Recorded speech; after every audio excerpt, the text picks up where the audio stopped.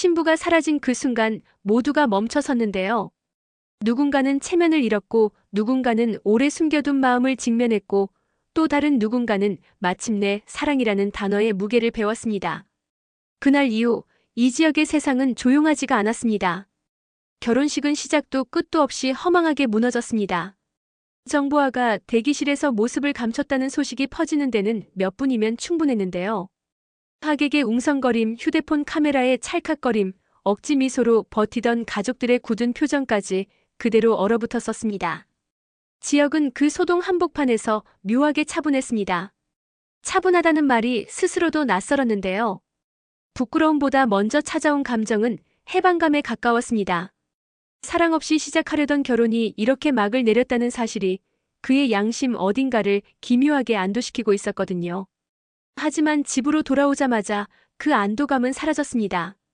아버지 이상철은 첫마디부터 쏘아붙였는데요. 너 남자다움이 뭔지 잊었니?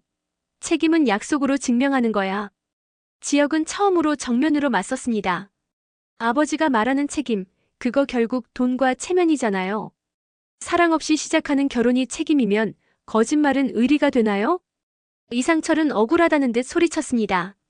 내가 어떤 집안에서 태어났는지 너만 모르는구나. 지역은 낮고 단단한 목소리로 답했는데요. 알아요. 너무 잘 알아서 무너지는 겁니다. 저는 제 아이한테 힘겨운 삶을 물려주고 싶지 않아요. 사랑도 없이 시작해놓고 권리와 의무만 따지는 그 삶, 저는 반복하기 싫습니다. 대화는 끝내 싸움이 되었고 문이 세게 닫히는 소리와 함께 지역은 그 집을 나왔습니다. 손에는 작은 여행 가방과 자동차 키만 들려 있었는데요. 그날 밤 지역은 자신의 이름을 낮게 불렀습니다. 이지역, 너 참 등신이구나.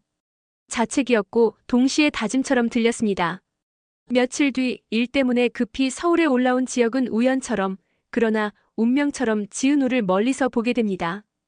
번잡한 오후 무렵 교차로에서 신호를 기다리던 그녀가 핸드폰을 귀에 댄 채 짧게 웃었는데요. 지역은 그 작은 웃음을 오래 바라보았습니다. 한 발 내디디면 닿을 것 같아서, 그런데 그 한 발이 세상에서 제일 어려웠습니다. 결국 그는 다가가지 못했는데요. 돌아서며 스스로에게 또다시 말했습니다. 등신 맞네. 마음에 있는데 아니라고 말로만 우기고 있었네. 그 시간 지은호는 프로젝트 미팅을 마치고 동료 김다정과 카페에 앉아 있었습니다. 결혼식 난리가 뉴스를 타고 지나갔다는 걸 모를 리가 없었는데요. 김다정이 조심스럽게 물었습니다. 지은호 괜찮아? 내 얘기 같기도 해서. 지은호는 머그잔을 두 손으로 감싸 쥐고 잠깐 뜸을 들였는데요. 괜찮다는 말은 못하겠는데요. 그래도 나한테 일은 있어요. 해야 할 일이 있다는 건 다행이죠. 김다정은 미소로 격려했습니다. 그래, 넌 늘 해내는 사람이잖아. 그리고 말끝에 누군가 가까이 다가와 김다정에게 눈인사를 건넸습니다. 박성재였습니다. 성재는 지은호의 맞은편에 앉으며 혼잣말처럼 중얼거렸는데요. 사람들이 말하더라. 신부가 사라졌다면서. 근데 난 묻고 싶어. 거기서 사라진 게 신부뿐일까? 지은호는 의아하다는 듯 고개를 들었습니다. 성재는 단정히 정리한 어조로 말했습니다. 거짓말, 체면, 계산 어쩌면 그런 것들이 함께 사라졌을지도요. 좋은 소식 같지는 않지만 나쁜 소식만도 아니라고 생각해서요. 그 말은 위로처럼 가볍지 않았고 설득처럼 무겁지도 않았습니다. 지은호는 이상하게도 마음이 정돈되는 느낌을 받았는데요. 김다정이 눈치껏 자리에서 일어나며 두 사람을 남겼습니다. 잠시 침묵이 흐르다가 성재가 먼저 숨을 고르고 입을 열었습니다. 지은호, 나 진지하게 얘기할게요. 나 당신 좋아합니다. 그는 장난스럽지도 않았고 과장도 없었습니다.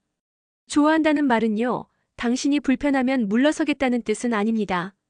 다만 당신의 속도를 지키겠다는 의미입니다. 당신이 일에 집중해야 하는 날에는 손 빼고 조용히 응원하겠다는 거고요. 쉬고 싶은 날에는 옆자리에 앉아 묵묵히 같이 쉬겠다는 거예요. 내가 못난 대답을 듣게 되더라도 당신이 덜 흔들렸으면 좋겠습니다. 지은호는 무얼 말해야 할지 고민했는데요. 심장이 먼저 대답하는 순간 그는 말을 보태지 않았습니다. 지금 답하지 않아도 돼요. 다만 내 마음이 당신을 힘들게 하지는 않았으면 해서요. 그의 표현은 묘하게 담백했습니다. 지은호는 고개를 끄덕였는데요. 밤이 깊어갈수록 각자의 자리에서 감정은 조금씩 명료해졌습니다. 지역은 호텔 창가에 서서 도시 불빛을 내려다보았는데요. 화려한 불빛 사이로 본인이 그토록 원했다던 안정이 어디 있는지 묻고 또 물었습니다. 결혼식 파행으로 하늘건설 쪽의 약속은 거의 무의미해졌고 이상철의 분노는 예상을 넘어서고 있었는데요.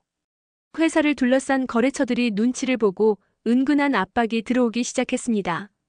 그때 오래 묻어둔 기억 하나가 불쑥 떠올랐습니다. 어린 시절 이상철이 술기운에 내뱉던 푸념이었는데요.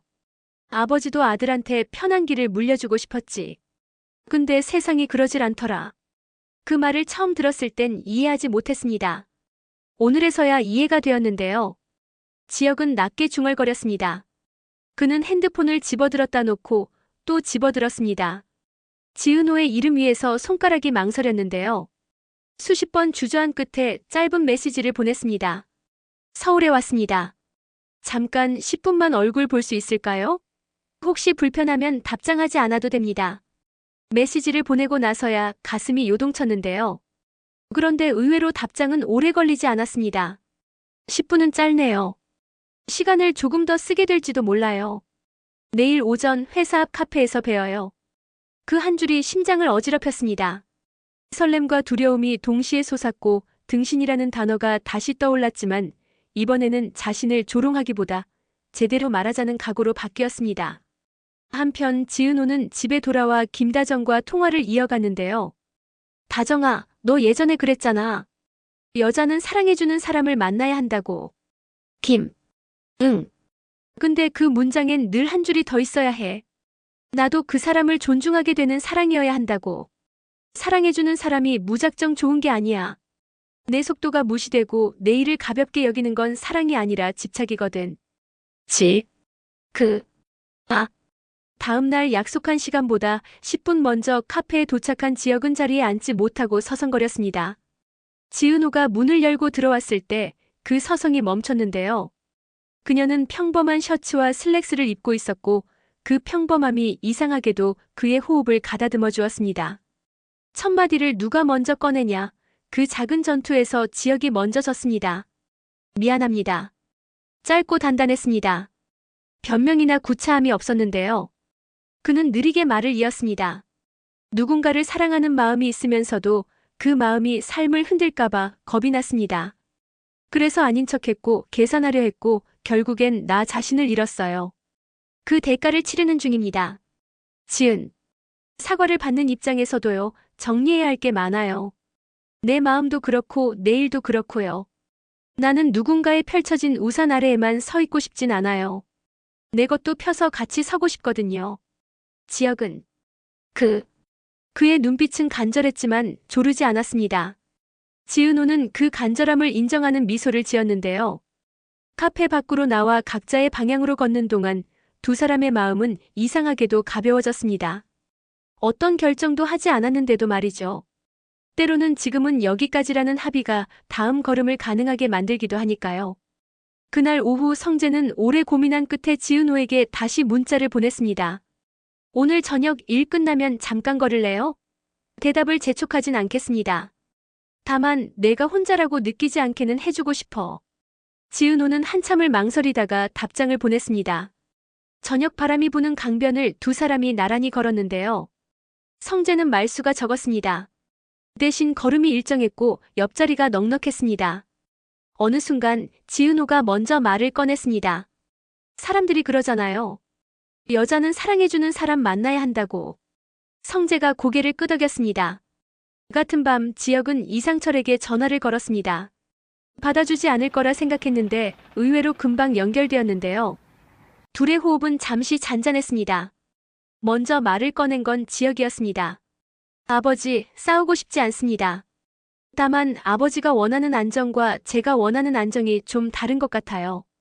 저는 사람을 잃지 않고 얻는 안정이었으면 합니다. 이상철은 한숨을 길게 내쉬었습니다. 잠시 침묵이 흐르고 이상철이 낮게 말했습니다. 한번 해봐라. 다만 도중에 도망치면 그땐 아버지도 도와주지 않겠다. 통화를 끊고 난 뒤 지역은 오래 묵은 비늘 하나가 벗겨지는 기분을 느꼈습니다.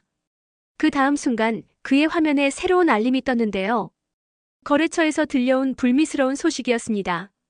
결혼식 파행 이후로 누군가 회사 뒷담화를 퍼뜨리고 있고 특정 서류가 외부로 유출되었다는 정황까지 포착되었다는 이야기였죠. 이름은 익명으로 가려져 있었지만 어느 쪽에서 흘러나왔는지 대략은 짐작이 갔습니다. 지역은 잠깐 눈을 감고 마음을 다잡았습니다. 좋아. 정면으로 가자. 도망치지 말자. 다음 날 지은호는 아침부터 회의가 이어졌습니다. 해외 파트너와의 최종 조율이 남아 있었는데요. 예민한 금액과 일정 조정 문제에서 실무진이 엇갈리자 지은호는 수만 번 고르고 말했습니다. 지금 서로의 리스크만 세고 있는데요. 이 프로젝트에서 우리가 같이 얻는 건 뭔지 그 그림부터 다시 그리면 빠르게 합의점이 나옵니다. 우리 쪽은 생산 라인 유연화, 파트너는 납기 안정화. 이 두 개를 교차로 보증합시다. 당당하고 간결한 제안이었고 회의는 의외로 수월하게 마무리되었는데요. 팀장이 회의실을 나서며 그녀에게 속삭였습니다. 지은호, 오늘 정말 잘했다. 덕분에 다른 문제들도 정리될 거야. 그 짧은 칭찬이 오랜 시간 쌓아온 자존감을 환하게 밝혀주었습니다. 일은 내가 지킨다는 믿음이 조금 더 커졌거든요. 저녁이 되어 성재는 약속대로 아무 말 없이 옆에서 걸음만 맞췄습니다. 신호 대기 시간에 그가 짧게 물었습니다. 오늘은 어땠어? 각자의 밤이 다시 시작되려는 순간 지은호의 휴대폰에 메시지가 도착했습니다. 발신인은 이지혁이었습니다. 오늘 서류 유출 건이 터졌습니다. 도망치지 않고 정면으로 가보려 합니다. 혹시 그 길에 서서히라도 함께 이야기를 나눠줄 수 있나요? 지금 당장의 답은 필요 없습니다.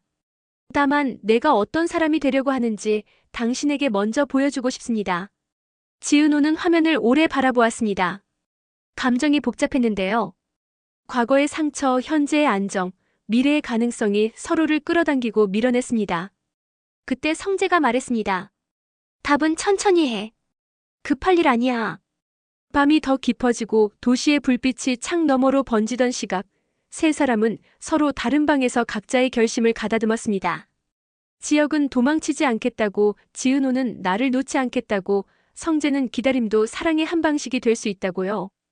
그리고 다음 날 아침 엘리베이터 문이 열리자 지은호의 앞에 뜻밖의 사람이 서 있었습니다. 양복 대신 셔츠 차림의 이지혁이었는데요. 그는 조심스럽게 미소 지으며 짧게 인사했습니다.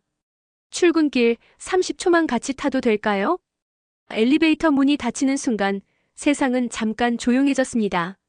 고도를 올리는 그 짧은 시간 동안 서로의 호흡이 같은 박자로 맞춰졌는데요. 누군가의 사랑에 안겨 흔들리는 대신 각자의 다리로 서서 서로에게 다가가는 사랑. 그 사랑으로 가는 초침이 드디어 움직이기 시작했습니다.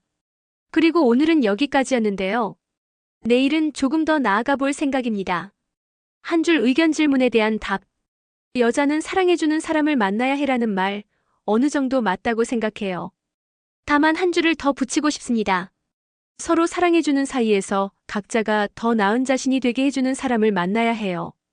그래야 지은호처럼 일도 지키고 마음도 지킬 수 있으니까요.